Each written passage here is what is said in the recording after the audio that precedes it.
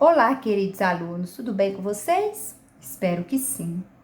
Bem, vamos trabalhar a unidade 2, Crises do Antigo Regime e Revoluções.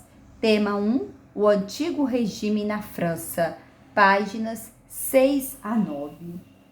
Bem, nós vamos retornar ao absolutismo. Professor, eu lembro do absolutismo. O absolutismo é quando o poder absoluto está nas mãos dos reis. Lembram disso, moçada? É quando as decisões eram centralizadas na figura do rei. O rei, essa imagem aí, favoreceu a teoria do direito divino dos monarcas. Os reis eram apresentados como expressão do desejo de Deus. Assim, toda crítica à organização social e até mesmo à política era considerada desobediência à vontade divina. Durante o antigo regime na França, no século XVIII, a sociedade europeia era totalmente desigual e hierarquizada em estamento. Em estamento, a classe social estava destinada através da origem ou o nascimento de cada indivíduo. Então, a origem ou o nascimento de cada indivíduo, de cada pessoa, determinava sua posição na sociedade. Essa organização social europeia foi chamada de sociedade estamental. O clero e a nobreza formavam os dois grupos dominantes. Eles eram donos das maiores propriedades de terra e isentos do pagamento de muitos impostos.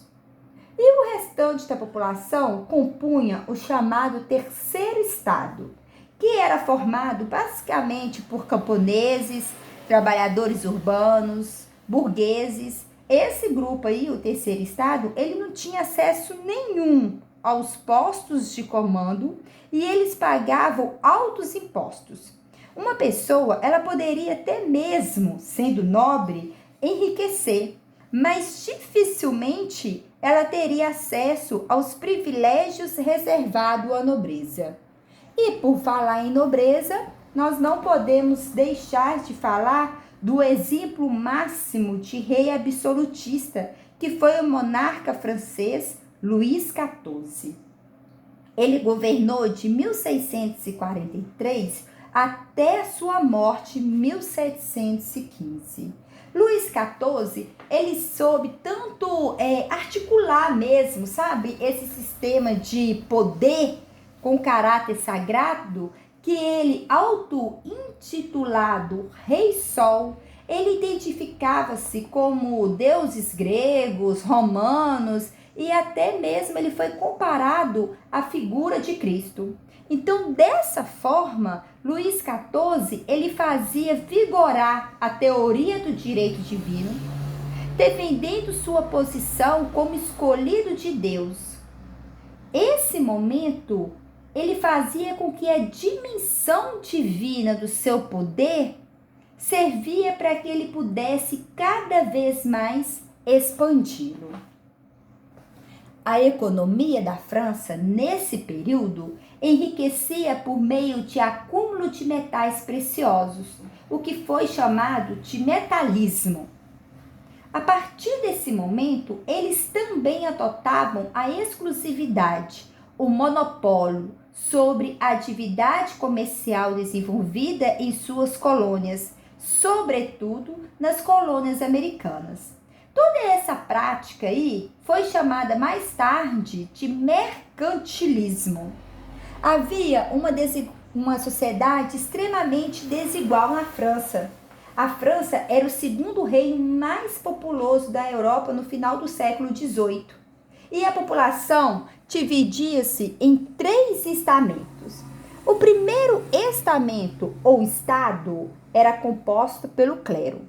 O segundo estado era formado pela nobreza E o terceiro estado, que reunia todas as pessoas que não pertenciam a esses dois primeiros grupos, inclusive a grande burguesia, que vivia em franca expansão comercial e econômica, e os pequenos comerciantes locais. Os liberais também, além de conjuntos de trabalhadores urbanos e rurais. O primeiro e o segundo estados, juntos, eles representavam somente 3% da população.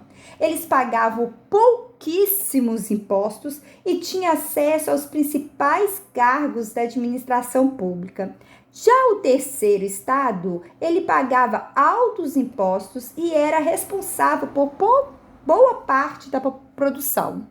Aí, moçada, nós podemos ver que nesse desenho onde que está representado aí, esse cidadão como terceiro estado, essa personagem aqui, carregando nas costas o primeiro e o segundo estado, sendo o clero e o nobre.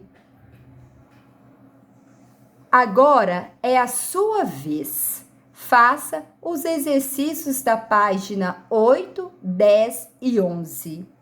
Estou sempre à disposição. Carinhosamente, professora Daniela Leal.